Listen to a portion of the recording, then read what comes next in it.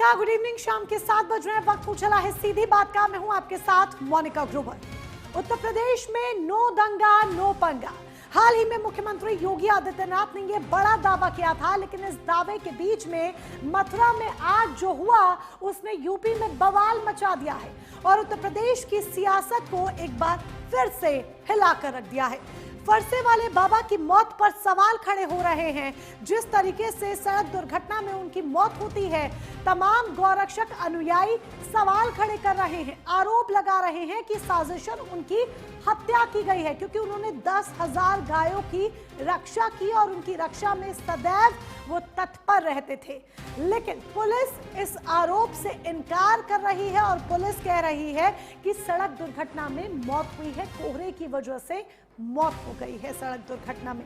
ऐसे में क्या सच है क्या झूठ है, ये एक मसला तो है ही। इसके साथ ही राजनीति में जिस तरीके से उबाल आ गया है, विपक्ष भी सवाल खड़े कर रहा है। और न सिर्फ विपक्ष, स्वामी अभिमुक्तेश्वरानंद सरस्वती ने भी सरकार पर सवाल खड़े कर दिए हैं कि ये सरकार गौरक्षकों की रक्षा नहीं कर पा रही है।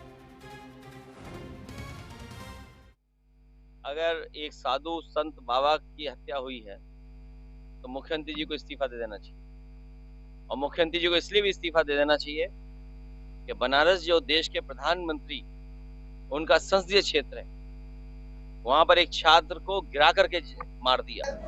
उत्तर प्रदेश में गाय को कोई खरोंच नहीं लगा सकता। गाय को भी खरोंच लग रही है, एक के बाद एक। अब तो गौरक्षकों के ऊपर भी प्रहार किए जा रहे हैं। अभी बड़े दुख के साथ कहना पड़ रहा है, हमें बड़ा आक्रोश है, बड़ा क्षोभ है कि ईद के अवसर पर गोवंशी को रोकने के लिए हमारे गौभक्त लगे हुए थे। उनमें से वृंदावन के कोशी कला के नाके पर कल रात को फरसा वाले बाबा की टीम खड़ी थी। फरसा वाले बाबा ने एक गायों से लदे ट्रक को रोकना चाहा। इतना मन बड़ा हुआ है तो हथियारों का, उन्होंने उनके ऊपर ही ट्रक चढ़ा दी, उनके प्राण चले गए। फरसा वाले बाबा गौ माता की रक्षा के लिए समर्पित थे। फरसा बाबा बहुत ही लोकप्रिय बाबा थे। अपना संपूर्ण जीवन जिन्होंने धर्म के लिए, देश के लिए, भारत के लिए, गाय के लिए समर्पित कर दिया। दिन रात गाय की सेवा में लगे रहते थे। तो ये बहुत दुखद घटना है और जिन लोगों ने इस घटना को कारित किया है, उन लोगों के खिलाफ सरकार कठोर कार्रवाई करेगी। माननीय मुख्यमंत्री योगी आदित्यनाथ जी ने व्यक्तिगत रूप से इस केस का संज्ञान लिया है, अलग से पुलिस को लगाया गया है। बहुत जल्दी जो दोषी हैं वो पकड़ में होंगे। एक तो पकड़ गया है, बाकी घटना के पीछे क्या षड्यंत्र है, कैसे घटना हुई है, ये सब अभी जांच का विषय है। बहुत जल्दी ही वो सामने आ जाएगा। देखिए, निश्चित रूप से किसी प्रकार की बेबनस्ता हो, आज के दिन में त्योहार है और त्योहार तो हमेशा भाईचारा और सौहार्द की बातें करती है। अफवाह से भी बचना चाहिए। बहुत बार बहुत सारे अफवाह भी फैलाए जाते हैं। डेथ किसी कारण से हुई हो और उसके बाद अफवाह भी बहुत फैलते हैं, तो हमें अफवाह से बचना चाहिए। और ये हम प्रयास करें कि पुलिस को सख्ती से कार्रवाई करनी चाहिए। अगर जो कल्प्रिट है वो सख्ती से कार्रवाई होनी चाहिए। भारतीय जनता पार्टी और मोदी जी के नेतृत्व में सरकार बनी है, एक सामाजिक सौहार्द तो हम खोते जा रहे हैं और उसका परिणाम हर जगह पे देखने को मिल रही है। तो ये देश के लिए अच्छा संकट, देश के लिए अच्छा संकेत नहीं है। और इसलिए ये कारण कि बात बात पे केवल ये इसको धार्मिक रंग दे दिया जाता है। अगर कोई और भी कारण हो तो धार्मिक रंग दे दिया जाता है। तो फरसे वाले बाबा की जिस तरीके से मौत हुई है, उसकी वजह से बवाल मचा है। अनुयायियों ने सड़क तक जाम कर दी थी। फिलहाल पुलिस तनावपूर्ण हालातों को नियंत्रण में करने की भरपूर कोशिश कर रही है। चप्पे चप्पे पर पुलिस बल की तैनाती है। तो दूसरी तरफ इस बवाल की वजह से राजनीति हो रही है या फिर राजनीति की वजह से बवाल हो रहा है, यह अभी कह पाना थोड़ा मुश्किल है। लेकिन इस बीच कई सुलगते सवाल हैं जिनके इर्द गिर्द आज होने वाली है सीधी बात। एक एक कर वो सवाल आपके सामने रख रहे हैं।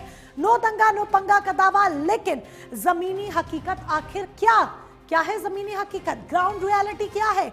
दूसरा प्रमुख सवाल, गौरक्षक बाबा चंद्रशेखर की मौत सोची समझी साजिश या सामान्य आपराधिक वारदात? क्योंकि ये मामला अनुयायी कह रहे हैं कि हत्या हुई है, पुलिस कह रही है कि सामान्य मौत हुई है सड़क दुर्घटना में। शंकराचार्य अविमुक्तेश्वरानंद के बयान के बाद क्या कटघरे में खड़ी हो गई है सरकार? क्योंकि स्वामी अविमुक्तेश्वरानंद सवाल कर रहे हैं कि गौरक्षक सुरक्षित नहीं है। चौथा, आरोपियों को नहीं बख्शेंगे, सिर्फ राजनीतिक बयान है। यह सिस्टम में तुरंत इसका असर देखने को मिलेगा क्योंकि अभी सिर्फ एक ही आरोपी की गिरफ्तारी हुई है। पांचवा, क्या इस घटना को कानून व्यवस्था से ज्यादा धार्मिक राजनीतिक रंग दिया जा रहा है? जो ये पूरा घटनाक्रम मथुरा में आज पेश आया है, क्या इसको जानबूझकर एक धार्मिक एंगल देने की कोशिश की जा रही है, जानबूझकर एक राजनीतिक रंग देने की कोशिश की जा रही है? इन्हीं तमाम सवालों के इर्द गिर्द आज होने वाली है सीधी बात, और सीधी बात के लिए कई खास मेहमान हैं जो हमारे साथ जुड़ेंगे, इस चर्चा का हिस्सा बनेंगे। उनसे हम सवाल करेंगे, जवाब लेंगे और होगी सीधी बात। तो कौन कौन से मेहमान आज हमारे साथ जुड़े हैं, एक एक कर उनका परिचय हम आपसे करा देते हैं। आलोक वत्स हैं, बीजेपी के प्रवक्ता हैं। रविंद्र सिंह हैं, समाजवादी पार्टी के प्रवक्ता हैं। जयकिरण वर्मा हैं, कांग्रेस के प्रवक्ता हमारे साथ हैं। सौरभ त्रिपाठी राजनीतिक विश्लेषक के तौर पर हमारे साथ इस चर्चा का हिस्सा बने हुए हैं। हालांकि आलोक वत्स जी अभी कनेक्ट नहीं कर पाए हैं, तो जल्द ही कोशिश होगी कि आलोक वत्स जी को कनेक्ट किया जाए। आलोक वत्स जी कनेक्ट हों तभी हम रविंद्र सिंह जी और जयकिरण वर्मा जी से सवाल करेंगे, क्योंकि उनके सवालों का जवाब देने के लिए आलोक वत्स जी की मौजूदगी जरूरी है। तो चलिए सौरभ त्रिपाठी के पास पहले आ जाते हैं। सौरभ त्रिपाठी जी, फरसे वाले बाबा की मौत होती है, जिसके बाद सड़क पर जिस तरीके से अनुयायी बवाल काटते हैं, हंगामा करते हैं, पुलिस हालातों को नियंत्रण में करने की पूरी कोशिश करती है, स्थिति पर नियंत्रण पाया भी गया है, लेकिन इसके बाद अब यह सवाल खड़ा हो गया है कि बवाल की वजह से राजनीति या राजनीति की वजह से बवाल, क्या जानबूझकर इसे एक सियासी रंग और धार्मिक रंग देने की कोशिश हो रही है? देखिए, ये जो भी घटनाक्रम हुआ है आज सुबह मथुरा में, ये निश्चित रूप से अपने आप में बड़ा दुर्भाग्यपूर्ण है। ऐसी कोई भी घटना नहीं होनी चाहिए थी। और जब कोई ऐसी घटना होती है जो कहीं ना कहीं से हिंदुत्व से जुड़ी होती है, तो अपोजिशन को उत्तर प्रदेश के एक पॉइंट मिल जाता है जिसपे वो सरकार पे उंगली उठा सके। कुछ समय पहले जैसे कुंभ में एक घटना हुई, उसके बाद सपा ने, कांग्रेस ने काफी एलिगेशंस लगाए योगी जी पे, क्योंकि वो खुद भी एक साधु संत समाज से आते हैं, तो उनके ऊपर इस तरह के एलिगेशंस, इनको एक मौका मिल जाता है, क्योंकि बीजेपी की पूरी राजनीति हिंदुत्व की है। और जब उस पर कोई भी अटैक आता है तो उसको कहीं ना कहीं राजनीतिक रूप देने का प्रयास किया जा रहा है। मुझे ऐसा लगता है अगर सुबह कोई ऐसी घटना हुई है और पुलिस उस पर कार्रवाई कर रही है, देखिए जब भी कोई ऐसी घटना होती है जहाँ पे गौ माता से संबंधित बात होती है या फिर धार्मिक आस्था से जुड़ी बात होती है, तो लोगों का एक जन भावना कहीं ना कहीं आहत होती है और उसको लेके वो रिटेलिएट करते हैं। ऐसा ही रिटेलिएशन हमें आज देखने को मिला सुबह मथुरा में। पुलिस वहां पहुंची, पुलिस ने वहां पे कार्रवाई की बात कही। पुलिस का अपना एक कहना है, लेकिन जब तक कोई जांच पूरी तरह सामने नहीं आई, हम नहीं कह सकते कि उसमें क्या हो रखा है। अभी पुलिस भी बहुत तरीके से क्लियर नहीं है। वो कह रही है कोहरे की वजह से हुई है। वहां के स्थानीय लोगों का कहना है कि जो वहां पे मतलब गायों को जो ले जा रहे थे, उनके ट्रक ने उनको कुचल दिया है। लेकिन जब तक देखिए ऐसा है कि अगर मैं भी एक हिंदुत्व की भावना सोचूं तो मुझे भी कहीं ना कहीं मेरी भी भावना आहत होती है कि अरे भाई गाय को अगर ऐसे ले जा रहे थे। और बीजेपी ऐसी गवर्नमेंट है जो कि शुरू से आई है, वो तो हिंदू सनातन संस्कृति इन्हीं को लेके आगे चली है। और जब उन्हीं के सरकार में ये स्थिति बनेगी तो और किसी और से हम लोग कुछ एक्सपेक्टेशंस नहीं कर सकते। बीजेपी एक ऐसी गवर्नमेंट है जो सबका साथ सबका विकास की बात करते हैं। समाजवादी पार्टी की बात करते हैं तो वो भी अपना एक पीडीए को लेकर चलती है। हर पार्टी का अपना एक जातिगत आधार है। केवल बीजेपी एक ऐसी पार्टी है जो कि हिंदुत्व की बात करती है, जो कि सबके साथ सबके विकास की बात करती है। अगर उसके राज्य में उनकी सरकार में अगर इस तरह की घटनाएं होती हैं तो सवाल खड़े होते ही होते हैं और भावनाओं को ठेस पहुंचती है। चलिए मैं लौटूंगी आपके पास। आलोक वत्स जी बीजेपी की तरफ से हमारे साथ कनेक्ट कर चुके हैं। आलोक वत्स जी स्वागत है आपका। हाल ही में योगी जी ने कहा था यूपी में नो दंगा, नो कर्फ्यू, सब चंगा, लेकिन ये मथुरा में जो आज हुआ ये तो ग्राउंड रियलिटी को कुछ और ही बयां कर रहा है।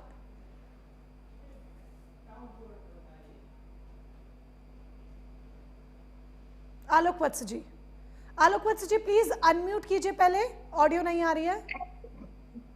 Am I audible to you now? Yes, you are audible now.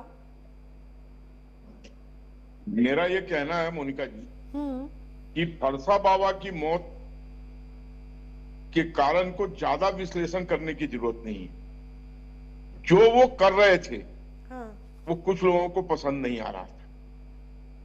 वो गो संरक्षक थे, गो की रक्षा की बात करते थे, गो रक्षा के लिए वो मर मिटने को तैयार रहते थे और चौकों में लगातार निगरानी रखते थे जहां गोवध के लिए ले जाया जाता था। तो किसी न किसी ने उस पर घात लगाकर उनकी हत्या की है। दूसरा, किसी भी व्यक्ति को उनसे क्या मतलब, वो एक बाबा थे, उनको दूसरे तीसरे न कोई पड़ोसी से झगड़ा, न कोई खेत, न कोई जमीन, न कोई बलात्कार, न कोई स्त्री छेड़ने का कोई मामला तो उन पर दर्ज हो नहीं सकता। इस प्रवृत्ति के भी नहीं थे। तो ये स्पष्ट है कि जो लोग गोश्त तस्करी कर रहे थे उनको उनसे बहुत ज्यादा प्रॉब्लम थी और उन्होंने अंतोगत्वा इनको मौत के घाट उतार दिया। अब ये बात चूंकि तहकीकात में जाएगी और खुला। हाँ, लेकिन आप जिस तरीके से बात कह रहे हैं यही उनके अनुयायी कह रहे हैं, यही शंकराचार्य अविमुक्तेश्वरानंद भी कह रहे हैं, लेकिन योगी की पुलिस तो कुछ और ही कह रही है। वो तो हत्या मानने से साफ इनकार कर रहे हैं, वो इसे एक सड़क दुर्घटना करार दे रहे हैं जो कोहरे की वजह से हुई। तो आप अपनी ही पुलिस से विपरीत बयान दे रहे हैं। आप स्टिक डे इस पर जी, आप एक बार फिर से रिपीट करें मैडम, मैं थोड़ा ठीक से सुन नहीं पाया। आप कह रहे हैं कि हत्या हुई है, क्या आप इस बयान पर स्टिक्ड है? क्योंकि योगी सरकार की जो पुलिस है, योगी की पुलिस है, वो इसे हत्या मानने से इनकार कर रही है। वो कह रही है कि ये सड़क दुर्घटना है और एक सामान्य वारदात है, कोहरे की वजह से सड़क दुर्घटना में फरसे वाले बाबा की मौत हुई है। तो क्या आप अपने बयान पर स्टिक्ड है कि ये साजिशन हत्या हुई है उनकी? मैंने ये कहा कि जो लोग गौरक्षा के विरुद्ध थे, हाँ, उन लोगों ने इस काम को अंजाम दिया होगा। लेकिन मैंने ये भी कहा, जो आपने सुना नहीं, आपने बीच में ही काट दिया, कि ये मामला तहकीकात के बाद उभर कर सामने आएगा। कि और रही बात, मेरे गले ये बात नहीं उतरती है कि उनका रोड एक्सीडेंट में मौत हुआ होगा, क्योंकि वो अकेले तो कहीं जा नहीं रहे होंगे, अकेले उनकी मृत्यु हुई है। अगर वो तो बाबाओं की तो टोली चलती है, दो चार आदमी अगर आते ट्रक के चपेट में तो मैं आपकी बात को मान लेता, लेकिन अकेले उनकी मृत्यु हुई है। इसलिए इस पर प्रश्न चिन्ह खड़ा होता है कि कौन से लोग थे जो इसमें इन्वॉल्व थे और किन्होंने इस काम को अंजाम दिया है। लेकिन matter is under investigation. Investigation में दूध का दूध, पानी का पानी हो जाना चाहिए। चलिए, मैटर इज अंडर इन्वेस्टिगेशन जिस तरह से आप कह रहे हैं, लेकिन क्या आपको लगता है कि यहाँ पर पुलिसिंग फेल हुई है? वो इसीलिए क्योंकि जो पथराव होता है, तोड़फोड़ होती है, जो अनुयायी जिस तरीके से सड़क जाम कर देते हैं और खूब हंगामा काटते हैं, खूब बवाल सड़कों पर होता है। और अभी कुछ दिन पहले ही तो ये नारा था कि उत्तर प्रदेश में ऐसा कुछ होता ही नहीं है, लेकिन 2 से 3 दिन बाद ही ग्राउंड पे इसकी पोल खुल जाती है। तो क्या पुलिस यहाँ नाकाम साबित हुई स्थिति को कंट्रोल करने में और तुरंत इतना बड़ा बवाल हो गया?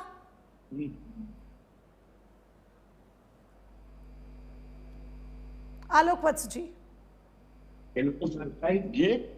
आप ही से सवाल है, क्या पुलिस फेल हुई?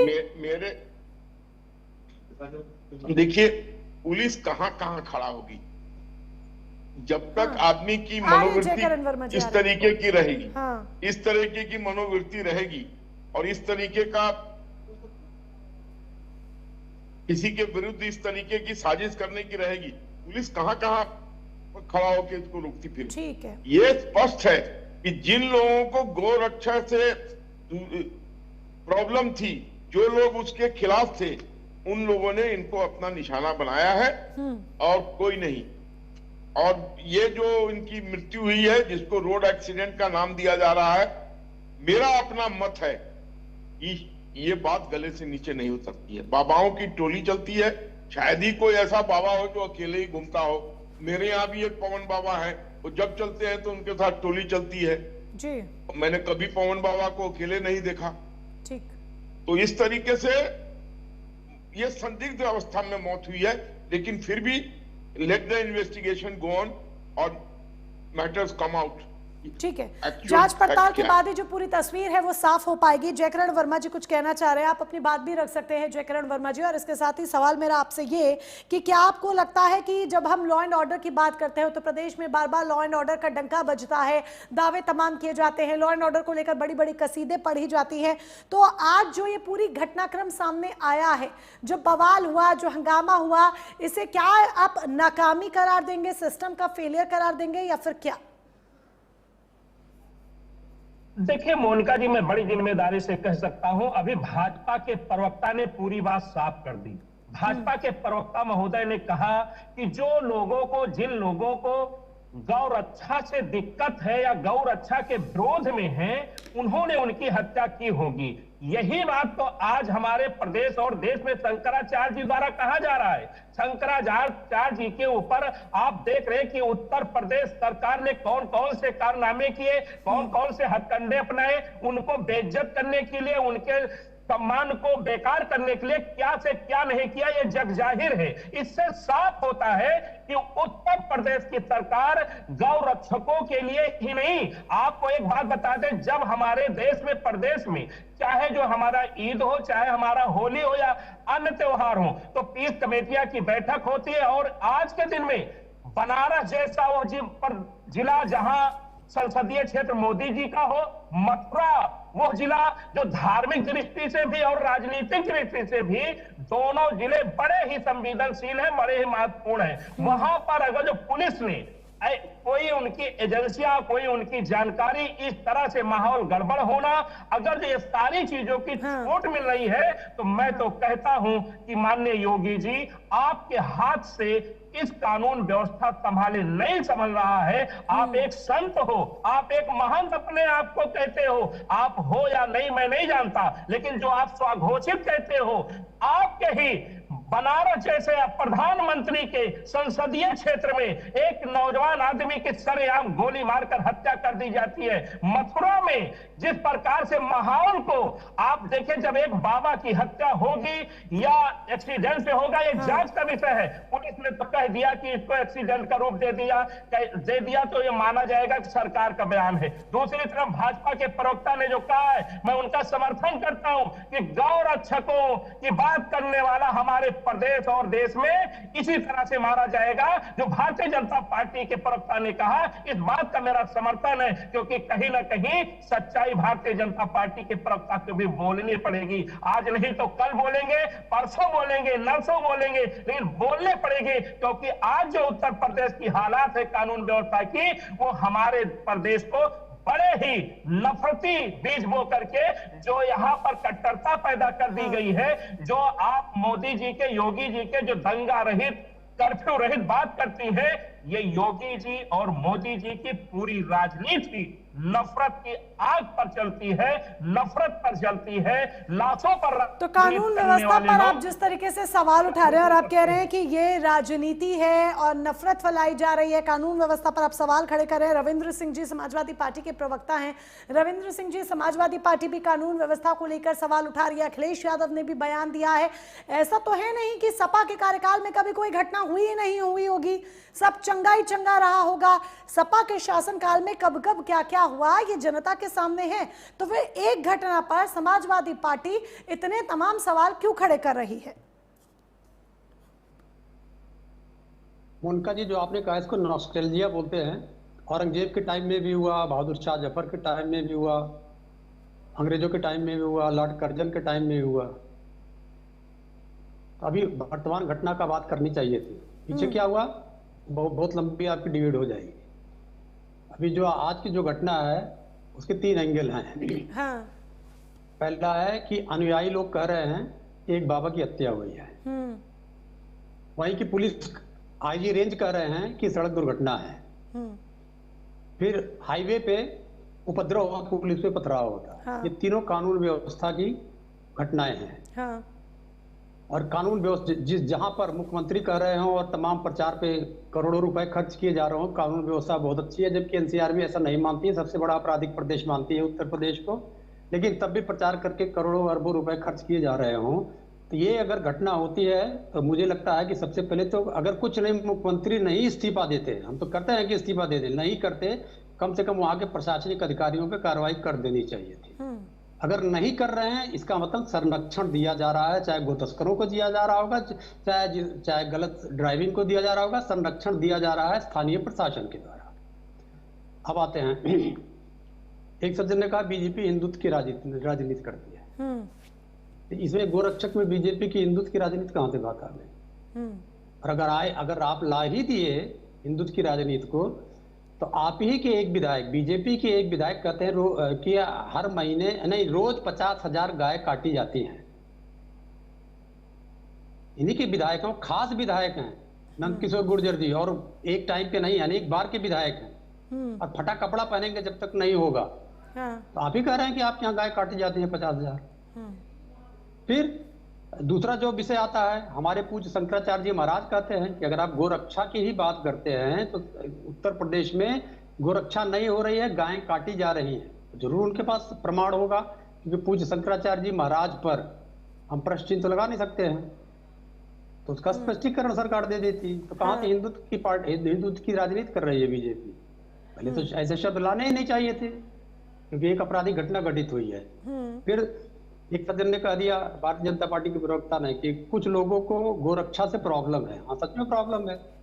नंदकिशोर गुर्जर भी यही कह रहे थे, 50,000 गाय काटी जा रही हैं। और जो मैं रोकने की बात करता हूँ, तो जो वहाँ का कमिश्नर, पुलिस कमिश्नर था गाजियाबाद का, वो नहीं होने देता है प्रॉब्लम। इन्हीं के पुलिस कमिश्नर को प्रॉब्लम है। पूज्य शंकराचार्य जी महाराज करते हैं कि मुख्यमंत्री को ही प्रॉब्लम है गोरक्षा से। भारतीय जनता पार्टी के प्रवक्ता ये कह रहे थे, ये मान लिया जाना चाहिए। अब मुद्दे पे आते हैं, जो आईजी रेंज ने कहा है, क्योंकि ये सब जांच होगी, देखा जाएगा। जांच लेकिन जो वर्तमान समय पे, तो ये तो जांच में आएगा, मारा गया, हत्या हुआ, क्या हुआ। लेकिन जो उपद्रव हुआ सड़क पर और पुलिस पे पथराव हुआ है, ये तो एक गंभीर घटना है। ये तो बहुत बड़ा उपद्रव है, और कोई पहली घटना तो है नहीं कि गो तस्करों ने ऐसी घटना की हो। गोरखपुर में किया था अभी, अगर आपको याद होगा तो पिछले साल जून के महीने में गुलरिया थाना एक पड़ता है, जहां मुख्यमंत्री जी का मंदिर है, वहीं से बस थोड़ी दूरी पे, 7-8 किलोमीटर की दूरी पे, गोरक्षकों ने पुलिस पे ही हमला कर दिया और बहुत घायल हो गए पुलिस लोग। तो मुख्यमंत्री जी कह रहे बड़ी कार्रवाई करेंगे। तो इस वाले मामले में क्या कार्रवाई किया, अभी भारतीय जनता पार्टी के प्रवक्ता से पूछिएगा।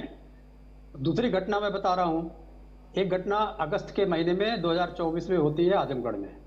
पुलिस पे हमला कर देते हैं, एक पुलिस वाला मर जाता है, गो तस्कर लोग। तो क्या कार्रवाई कर दिया मुख्यमंत्री जी ने, उसको भी पूछ लीजिएगा।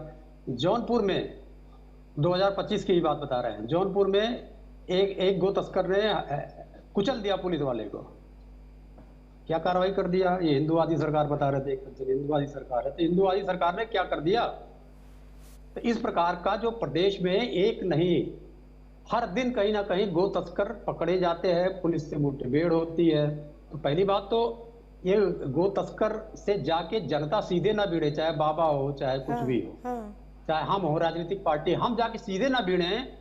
अगर हम जाके सीधे भिड़ते हैं तो कानून व्यवस्था अपने हाथ में लेते हैं। तो पहले तो उसी को उठा के पकड़ के बंद करना चाहिए। ये प्रधानमंत्री नरेंद्र मोदी कह चुके हैं पहले कार्यकाल में, कि जब कि गो तस्करी के नाम पे जो लोग उपद्रव सड़कों मचाते हैं उनको उठा के बंद किया जाए। ये प्रधानमंत्री मोदी का कथन है जी। तो किसी भी सामान्य आदमी को यह अधिकार नहीं है कि वो जाके सड़क पे तांडव करे और पुलिस का रोल करे। और जो लोग ऐसा कर रहे हैं गो तस्करी, उनके खिलाफ कोई भी प्रभावी कार्रवाई नहीं हुई है आज तक। ठीक है। तो इसमें हिंदू मुसलमान की बात पहले लानी नहीं चाहिए। गो तस्करी हो रही है, अब आप बीजेपी का ले लीजिए। आते हैं किस गो तस्कर से, किस मांस वाली कंपनी से पैसा नहीं लिया गया बीजेपी ने। 200 करोड़ रुपया लिया मैडम मांस वाली कंपनी से। और बीजेपी के हिंदूवादी सरकार के नेतृत्व में, बताते ना एक सज्जन हिंदूवादी सरकार है, भारत 2 नंबर का मीट सप्लायर देश बन चुका है। प्रधानमंत्री नरेंद्र मोदी जी ने कहा था कि नहीं होने देंगे, और हम 2 नंबर के मीट के देश है। जब रोकने की बात कही जा रही है तो नहीं रोका जा रहा है। अगर यही हिंदूवादी चेहरा, तो ऐसे फर्जी हिंदूवादी को, हिंदू विरोधियों को तो करनी और कथनी में अंतर है जो आप कह रहे हैं और आरोप लगा रहे हैं, और इस पर आगे भी चर्चा की जाएगी कि करनी और कथनी में अंतर क्यों दिखाई दे रहा है। दावे बड़े बड़े किए जा रहे हैं, नारे बड़े बड़े लगाए जा रहे हैं, लेकिन जब जमीनी हकीकत की बात की जाती है तो तस्वीर कुछ और निकल कर सामने आ रही है। ऐसे में असल सच क्या है, इसको लेकर आगे भी होगी चर्चा। सभी खास मेहमान इसी तरीके से हमारे साथ बने रहे, लेकिन उससे पहले वक्त एक छोटे से ब्रेक का हो चला है। एक छोटा सा ब्रेक, जल्द हाजिर होंगे, देखते रहिए सीधी बात।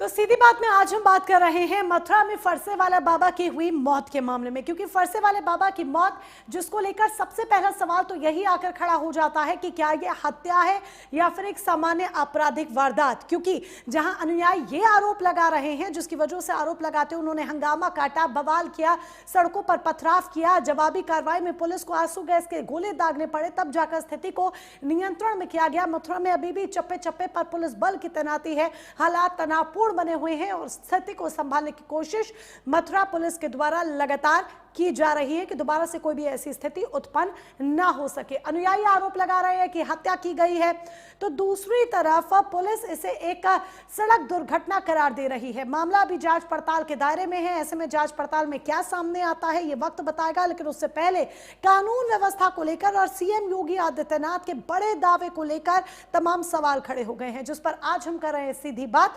हमारे साथ आलोक वत्स जी हैं, बीजेपी के प्रवक्ता हैं, हमारे साथ सपा की तरफ से रविंद्र सिंह जी हैं, हमारे साथ जयकरण वर्मा है, कांग्रेस की तरफ से सौरभ त्रिपाठी राजनीतिक विश्लेषक के तौर पर हमारे साथ है। आलोक वत्स जी, विपक्ष की बात आपने सुनी, चाहे यहाँ पर रविंद्र सिंह जी की बात हो या जयकरण वर्मा की बात ही क्यों ना हो, और अब आपसे पूरे जवाब की उम्मीद रखी जाती है, क्योंकि कानून व्यवस्था को लेकर तमाम सवाल खड़े किए जा रहे हैं कि नारे बहुत लगा दिए जा रहे हैं, दावे बहुत कर दिए जा रहे हैं, लेकिन इस तरह की जब तमाम घटनाएं होती हैं तो उन्हें रोक पाने में पुलिस नाकाम साबित होती है। और जब गौरक्षा की बात की जाती है सरकार की तरफ से, असल जो आंकड़े हैं, जिस तरह से रविंद्र सिंह जी ने कहा, वो कुछ और ही बयां करते हैं।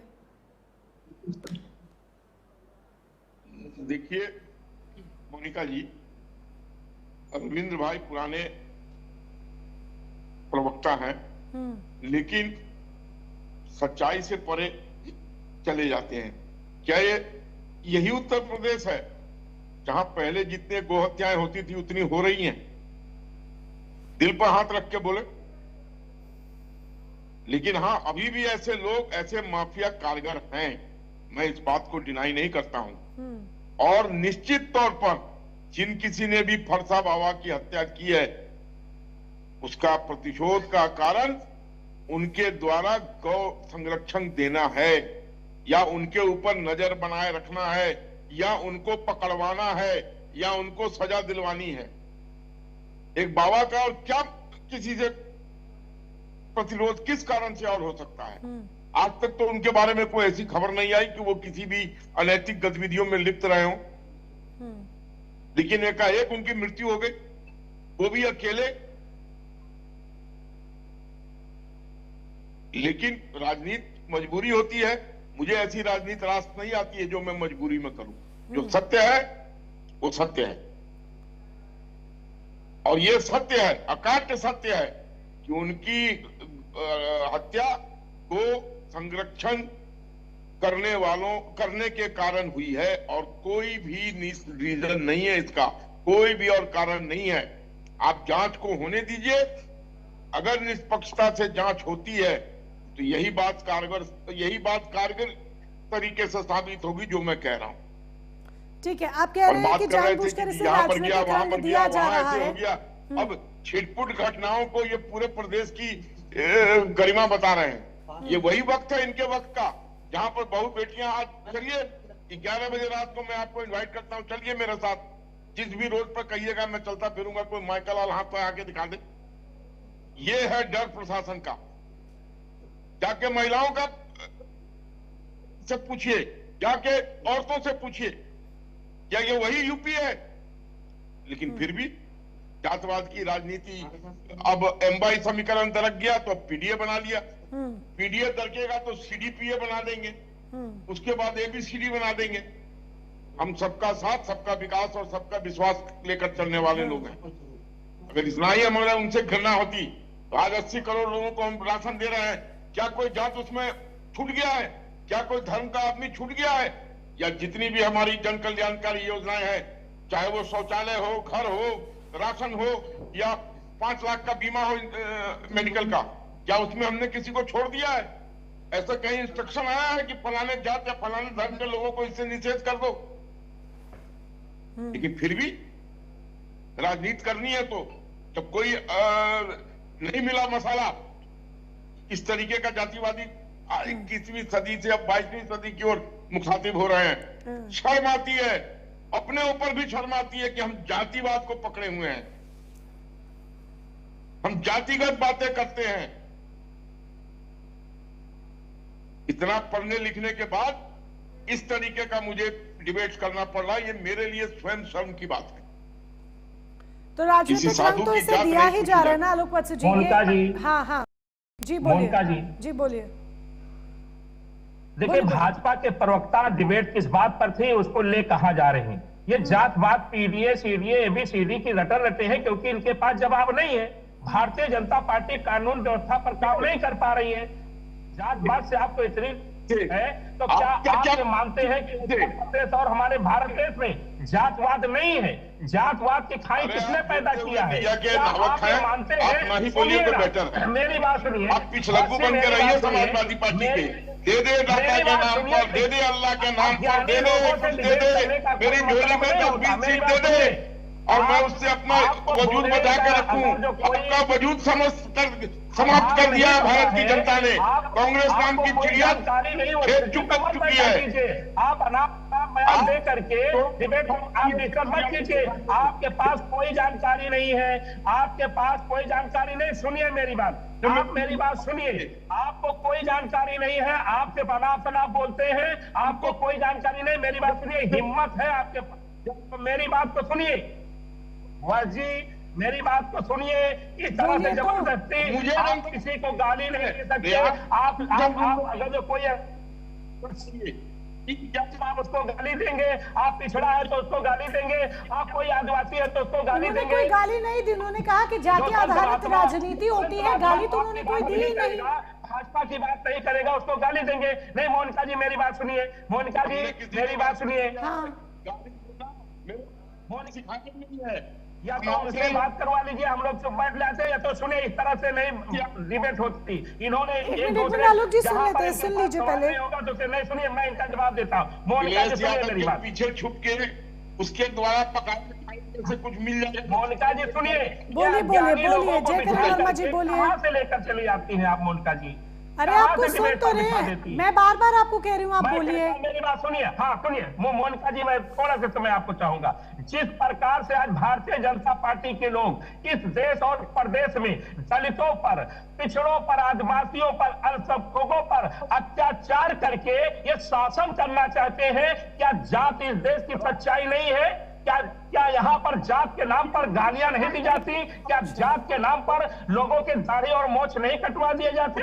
क्या जात के नाम पर मंदिर से किनारे नहीं कर दिया जाता? ये भाजपा के लोग बैठ करके टीवी पर ज्ञान देने का काम करते हैं। जात ही देश की सच्चाई है। जयकिरण वर्मा जी, जाति की राजनीति सिर्फ आज की राजनीति नहीं है जो इस देश में हो रही है, ये बहुत कड़वी सच्चाई है, कटु सत्य है।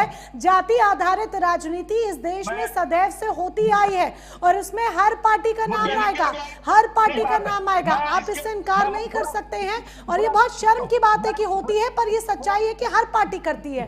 मोनिका जी, मैं मथुरा बनारस की बात करना चाहता हूँ, जहां पर प्रधानमंत्री जी सांसद हुए हों। मथुरा जैसी जगह जो राजनीतिक दृष्टि से भी और धार्मिक दृष्टि से भी, वहां पर उत्तर प्रदेश की पुलिस क्या कर रही थी? वही पुलिस जब एक शंकराचार्य ने परमिशन मांगने का काम किया तो 26 वो कानून उनको दिखाने का काम किया जो व्यक्ति न जिंदा दिख सके न मुर्दा दिख सके। वहां पर प्रयागराज में शंकराचार्य, वो भी तो गौरक्षक है, उनके साथ इन्होंने क्या करने का काम किया? वहां तो उत्तर प्रदेश की योगी की पुलिस उनके आगे पीछे टहलती रही, टप्पा टप्पा पर नजर डालती रही। आज हमारा एक संत महात्मा की हत्या कर दी गई, एक्सीडेंट हो गया। आज तो इतना बलबा पैदा क्यों हुआ? तब इनकी योगी की पुलिस कहां चली जाती है? दंगा ही इनका माध्यम है, ऊंच नीच इनका माध्यम है। दलितों, पिछड़ों, आदिवासियों के ऊपर कोड़े बरसाओ, गोली मारो, वही इनका मुद्दा है। हे भारतीय जनता पार्टी के लोग, अब इस देश और प्रदेश की जनता समझ चुकी है, आपके बहकावे में नहीं आने वाली है। ज्यादा आपको यही बात तो गौरक्षकों से दिक्कत है। मेरी बात सुनिए, आपको आपका लोगों ने क्या हल किया? 225 में 6 सीट बना के रख दिया, उसमें से भी 3 भाग गया। उस पर आप आने का, उस पर आप भाग जाएंगे। उत्तर प्रदेश में ही नहीं, पूरे देश में कितने हिंदू ऐसे लोग हैं जो मुसलमान बन करके वो बीफ बेचने का काम करते, स्लॉटर हाउस चलाने का काम करते, उस पर आप लाइसेंस कैंसिल नहीं करने का काम। आप हिंदुत्व के नेता बनना चाहते हैं, संत बनना चाहते हैं। आपके ही राज्य में वो संत मारे जा रहे हैं जो योगी और मोदी का समर्थन नहीं करते हैं। आज आपके राज्य में वो पत्रकार जो योगी और मोदी का समर्थन नहीं करते हैं। आपके राज्य में जाती है जो योगी और मोदी के समर्थन में नहीं लिखते। उसमें से 3 भाग गया, 3 और भाग जाएगा, आप 0 बटा सन्नाटा पर आ जाएंगे। अरे आप उसके चक्कर में मत, सत्ता आपके लिए हो सकता है, हमारे लिए पहले देश है, हमारा वतन है, हमारी मिट्टी है। इधर-उधर के चक्कर में, हम इधर-उधर के चक्कर में नहीं रहते हैं, हम जनता के चक्कर में रहते हैं। जनता के साथ उठते हैं, खाते हैं, पीते हैं, सोते हैं, नाचते हैं, गाते हैं। ठीक है, ठीक है। 5 स्टार होटल में डिस्को में डांस कीजिए, हम न जाते हैं वहाँ। बर्बाद करने का क्या कर दिया? आपको ABCD नहीं आती है तो थोड़ा जानकारी करके आए, मुद्दों पर बोलना सीखिए। मेरे जितना डिग्री तो आपने देखी भी नहीं होगी, मेरी जितनी डिग्री तो आपने देखी भी नहीं होगी, सुनेंगे। मैं दिल्ली यूनिवर्सिटी का गाली देंगे तो आपको ठीक है। इतनी जातियों को जो गिना रहे हैं ना आप जयकरण वर्मा जी, पोलराइजेशन करने की कोशिश ना कीजिए, क्योंकि ऐसा प्रतीत हो रहा है कि पोलराइजेशन की राजनीति इस मुद्दे के बहाने की जा रही है। ठीक है, ठीक है। एक सेकंड, रविंद्र सिंह जी को भी मैं जरा इंक्लूड करूंगी पैनल में। रविंद्र सिंह जी, जिस तरीके के आरोप लग रहे हैं, बातें जहां से जहां पहुंच रही हैं, और एंगल्स तो आपने भी गिना दिए थे इस पूरे मुद्दे के, इसको देख के ऐसा लग रहा है कि ये जब मसला सामने आया, जो कि एक गंभीर मसला है, एक गौरक्षक की मौत हो जाती है, हत्या है, सड़क दुर्घटना है, ये सब अभी जांच के घेरे में है, जांच के बाद ही सब कुछ साफ हो पाएगा। लेकिन इससे ऐसा लगता है जैसे मानो पोलराइजेशन की राजनीति शुरू हो गई हो। मोनिका जी, कानून की नजरों में व्यक्ति की मौत होती है, गोरक्षक की मौत नहीं होती है। जो कुछ भी हुआ है, एक व्यक्ति की मौत हुई है, उस मौत के बारे में एक भारतीय जनता पार्टी के प्रवक्ता ने अपने ही पुलिस IG रेंज के खिलाफ एक बयान दे दिया है कि यदि निष्पक्षता से जांच होगी तो हत्या आएगी। IG रेंज ने कह दिया नहीं, हत्या नहीं है। ये मामला ऐसे निकल जाता है, उसको गोरक्षक से जोड़ देंगे तो ऐसे ही हो जाएगा। अब भारतीय जनता पार्टी के प्रवक्ता को गोरक्षा पे बोलना था या गो से संबंधित बातें बोलनी थी, तो कहते हैं जातिवाद की बात करते हैं। अब सुन लीजिए, पूरे विश्व की डेमोक्रेसी में अब तक की, कम से कम जब से हम आज़ाद हुए 1947 से अब तक, केवल भारतवर्ष एक ऐसा देश है जहाँ के मुखिया ने, देश के मुखिया ने अपनी जाति बताई। पूरे विश्व में आज तक किसी ने नहीं बताया है। और फिर सबसे बड़े प्रदेश के मुखिया ने, अभी कोई साधु वाधु बता रहा था उनको, जो मुख्यमंत्री होगा साधु नहीं होगा, वो मुख्यमंत्री कहलाएगा, साधु नहीं कहलाएगा। क्योंकि संविधान की शपथ लेके आता है तो साधु कहलाएगा और मुख्यमंत्री कहलाएगा। उसने भी अपनी जाति बता दी। कौन जातिवादी है? ये तो यही लोग जान जाए कौन जातिवादी है। फिर आते हैं जातियों की जितने ज्यादा अनुसांगिक संगठन भारतीय जनता पार्टी और राष्ट्रीय स्वयंसेवक संघ के पास में है, उतना किसी के पास में है ही नहीं। अब आ जाते हैं अपने मूल विषय पे वापस, जो गोरक्षा से जुड़ा था। ये भटकाया गया बीच में, महिला वहिला पता नहीं क्या गया। अब जो सबसे बड़ी समस्या है, जरा उसकी गंभीरता को देखिएगा। आ रही हूं सौरभ जी, आ रही हूं। 20वीं पशुधन गणना होती है, पता नहीं ये लोग मालूम है कि नहीं। पशुधन गणना होती है, तो जो आखिरी पशुधन गणना वो हुई थी वो 2019 में हुई थी। उसके अनुसार देखा जाए तो केवल 20 करोड़ गोवंश हैं भारत में। जरा एक गंभीर इसका बाइफर्केशन देखिएगा, इसमें से 15 करोड़ गायें हैं और 5 ही करोड़ बैल हैं जो लगातार काटे जा रहे हैं। तो ये 15 करोड़ और 5 करोड़ का रेशियो क्या बताता है? खुद ही बताता है कि भयंकर गोवध किया जा रहा है भारत में। फिर महिष वंश है, 11 करोड़ महिष वंश है, जिसको भैंसा बोलते हैं या भैंस बोलेंगे। तो ये सब मिला दिया जाए तो ये जितना दूध देंगी उसका 4 गुना दूध की डिमांड है। वो दूध कहां से आता है? अब एक फिगर देख लीजिए, भारत में 1.5 मतलब कि 1.5 करोड़ टन मांस हर साल सप्लाई हो जाता है। तो जब हमारे पास कुल मिला दीजिएगा गणना के अनुसार तो 53 करोड़ पशुधन है हमारे पास में, और आप 1.5 करोड़ टन हर साल काट के सप्लाई कर ले रहे हो। तो या तो ये पशुधन जनगणना गड़बड़ है, या जो मांस निर्यात तो गड़बड़ नहीं हो सकता है, इसका फिगर आप ही जारी करते हो। ये बहुत गंभीर मुद्दा है। इस गंभीर मुद्दे पे बात करने के बजाय आप जात करिएगा, महिला करिएगा। अरे जात महिला पे फिर डिबेट हो जाएगा। अभी आज बात कर लीजिए ना, गोवंश पे, महिष वंश पे कर लीजिए। दूध लेना है तो आप भी नकली दूध पी रहे हैं, जब हम पी रहे हैं तो आप भी पी रहे हैं, उस पर बात कर लीजिए पहले। तो उसके लिए आप क्या करिएगा? कहा तो था नरेंद्र मोदी जी ने कि नहीं नहीं, सड़क पे किसी को परमिशन नहीं देंगे, ऐसा जो करता है उसको उठा के बंद करो। कितने कितने ऐसे ऐसे लोग बंद हुए जो गो तस्करों को रोक रहे हैं सड़क पे आके। ये जब मोदी जी 14 में आए थे, 14 का भाषण है उनका, सारे टेलीविजन चैनल पे आया था। कितने लोग ऐसे बंद हुए पकड़ के जो कानून अपने हाथ में लेते हैं, और जब पुलिस जाती है तो वही गो तस्कर उनको मारते हैं, कुचल देते हैं, गोली चला देते हैं। मुरादाबाद में भी ऐसी घटना घटित हुई थी। तो हमें ये देख, और एक चीज मैं बताना भूल गया। पश्चिम बंगाल के बारे में बहुत अनाप शनाप बताते हैं ये भारतीय जनता पार्टी वाले। ये जो इन्होंने पशुधन जनगणना कराई थी 2019 में, सबसे ज्यादा गोवंश पश्चिमी बंगाल में है। इन्हीं सरकार की डाटा है ये। बताएंगे नहीं, पश्चिम बंगाल में सब मार खा ले रहे हैं। और जो सरकार जो 1.5 टन गोमांस जा रहा है, इसमें से 50, सॉरी गोमांस नहीं कह सकते, इसको मांस कहेंगे, इसका 50% खाली उत्तर प्रदेश से जाता है। ये तो पूरे भारतवर्ष से जा रहा है। तो इस मतलब 7.75 करोड़ टन मांस खाली उत्तर प्रदेश से जा रहा है ना। स्लाटर हाउस चल रहे हैं। तो अगर स्लाटर हाउस चल रहे हैं तो उसमें अगर गो तस्करी होके गाय का भी मांस कट रहा होगा, तो क्या ऐसी कोई जारी की गई आपके द्वारा, सूची जारी की गई? फिर आइए, अगर हम गौ माता की बात करते हैं, अनाप शनाप बोलते हैं ये लोग। इन्होंने कहा था कि हम गो आश्रय स्थल बनवाएंगे। मुख्यमंत्री जी ने कहा था 2017 के दिसंबर में, और कहा था कि बुंदेलखंड में पूरा एक रोड मैप दिया था कि बुंदेलखंड के उन पहाड़ियों में जो बेकार पड़ी हुई किसी यूथ के लिए गो आश्रय स्थल बनाया जाए। अब तो बन गए 2 बार, अब तो 10वां साल पूरा हो जाना। कहाँ है गो आश्रय स्थल? फिर आपने कह दिया कि नहीं साहब गौशाला बनाएंगे और थाना वाला देखेगा उसका। तो गौशाला में कैसे गाय सड़ के मरी है, कैसे कुत्ते नोच के मारे हैं, वो भी तो सामने दिखाई पड़ता है। बात गो पे कर लीजिए, जायवा की बात करेंगे तो आपका क्या रोड मैप है, इसको पुलिस को जांच करने दीजिए, आ जाएगा, जांच में आ जाएगा। आपको विश्वास हो ना हो, आपके विश्वास करने या ना करने से वो रिपोर्ट नहीं बदलेगी जो अदालत में जाएगी।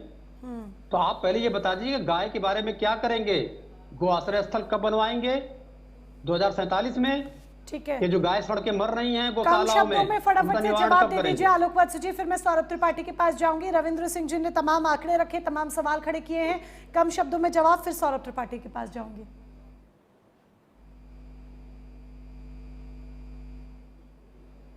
आपकी ऑडियो नहीं आ रही।